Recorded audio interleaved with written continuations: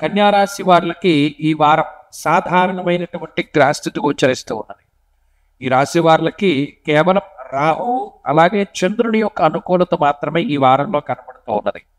జన్మ రవి యొక్క స్థితి, జన్మ బుధుడు, వ్యయమందు శుక్రకేతువును, అలాగే 2వ స్థానమందు కుజుడు. అంటే ఈ ఏర్పడినటువంటి అర్గళం దాదాపుగా 5 గ్రహాలు ఈ రాశి చుట్టూనే ఉన్నాయి. గమనించాలి. ఎప్పుడైతే రాశిని అట్టి పెట్టుకున్న ఎక్కువ సంఖ్యలో గ్రహాలు ఉంటాయో అవి కొంచెం పీడిస్తూ ఉంటాయి. దేహార్తి చిత్త సంతాపకాల అతిక్రమ భోజనం అన్నారు. అంటే ఈ గ్రహస్థితి వల్ల ఏమవుతుంది? కాలాన్ని అతిక్రమించి భోజనం చేస్తారు. అంటే వేళకి తిండి తినకపోవడం, వేళకి నిద్ర రాకపోవడం.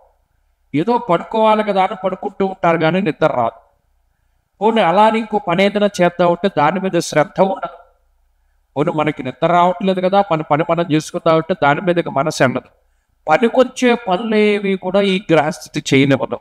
ఎంతసేపు వృధాగా కాలక్షేపం చేద్దామా, రోడ్ల మీద తిరుగుదామా, లేకపోతే ఇంకోటి ఏదైనా చూద్దామా, ఇలా కాలాన్ని వృధా చేసేటువంటి వాటిపైనే ఎక్కువగా దృష్టి కేంద్రీకృతం అవుతూ ఉంటుంది. పలానా కష్టానికి తగినటువంటి ప్రతిఫలం అంటూ ఏది ఉండదు. ఎందుకంటే అసలు కష్టపడరు. ప్రతిదీ కూడా చాలా తేలిగ్గా అవ్వాలి. ఎవరైనా నిజానికి నా బదులు పని చేస్తావా, చేసేయి అన్నంత స్థాయిలోకి వెళ్ళిపోతారు. అంత కష్టపడి నేను చేయలేను, అంత దూరం నేను వెళ్ళలేను, లేకపోతే ఎంత కష్టపడి వ్యాయామం చేయలేను, ఇలాంటి మాటలు ఎక్కువ వస్తూ ఉంటాయి. మరి ఈ బద్ధకానికి కారణమైంది ఏంటి అంటే ఈ గ్రహస్థితి. అంతేకాకుండా ఖర్చు, విపరీతమైనటువంటి ఖర్చుని ఈ గ్రహస్థితి సూచిస్తూ ఉంటుంది. ఇవి కాక బుద్ధి చాంచల్యం. అంటే ఏంటి? ఏ నిర్ణయం ఏ సమయానికి తీసుకోవాలి దాని మీద క్లారిటీ ఉండదు. పక్కవాడిది చేస్తున్నాడు కదా మనం చేసేద్దాం, గొడవ ఉండదు. అంటే ఎంతసేపు డిపెండెంట్గా ఉండేటువంటి థాట్సే వస్తూ ఉంటాయి. కానీ ఇన్నోవేటివ్గా మనం ఆలోచిద్దామో, యూనిక్గా ఉందామో, లేదంటే కొత్తగా చేద్దాం అనేటువంటి స్వారణ ఉండదు. నిజానికి అలా చేద్దామని అనుకున్న రోజు బుర్రపని చేయదు.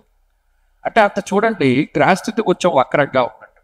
మరి ఈ గ్రహస్థితి మిగతా వాటి మీద ఇంపాక్ట్ చూపించదు. అంటే అనారోగ్య సమస్యలు ఏమీ రావు, ఆర్థిక ఇబ్బందులు ఏమీ రావు, కానీ ఏదో వెళ్ళిపోతూ ఉంటుంది జీవితం. ఆ జీవితానికి తగ్గట్టే మనం వెళ్ళిపోతూ ఉంటాం తప్పితే మిరాకిల్స్ ఏమీ జరగవు. విదేశాల్లో ఉండేటువంటి వాళ్ళకి కొంత ఖర్చుని సూచిస్తోంది ఈ గ్రహస్థితి, కొంత స్థానచలనాన్ని సూచిస్తోంది ఈ గ్రహస్థితి. ఈ విషయాన్ని రాశి వారు దృష్టిలో పెట్టుకోవాలి.